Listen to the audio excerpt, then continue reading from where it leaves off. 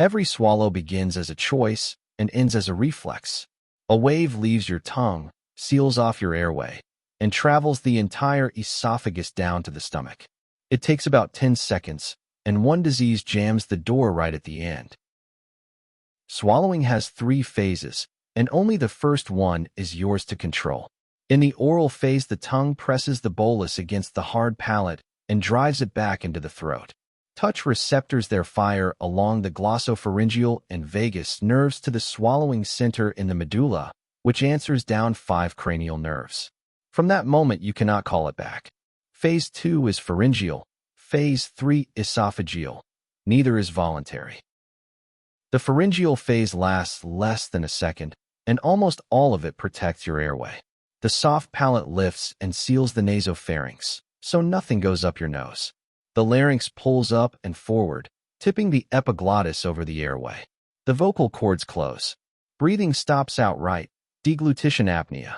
Only then does the upper esophageal sphincter relax and let the bolus through. Lose that sequence and food goes into the trachea. Now the wave. Primary peristalsis is one ring of contraction traveling behind the bolus at 3 to 4 centimeters per second, reaching the stomach in 8 to 10 seconds. Ahead of the ring, the muscle relaxes. Behind it, it squeezes, deglutitive inhibition, why the wave travels instead of clamping down at once.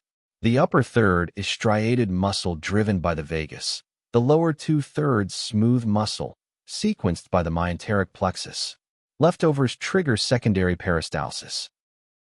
At the bottom sits the lower esophageal sphincter, not a separate muscle, just esophagus held tonically contracted, around 20 millimeters of mercury above the stomach. That resting tone keeps acid down. Well before the wave arrives, inhibitory myenteric neurons release nitric oxide and vasoactive intestinal peptide, and the sphincter relaxes, receptive relaxation, open for the whole transit. The bolus passes, and it shuts behind it. Achalasia destroys those inhibitory neurons. Without nitric oxide, the sphincter never relaxes, and the body stops peristalsing, dysphagia to solids and liquids from the start, and an esophagus tapering to a bird's beak. In distal esophageal spasm, the gate opens fine, but contractions fire simultaneously, not in sequence.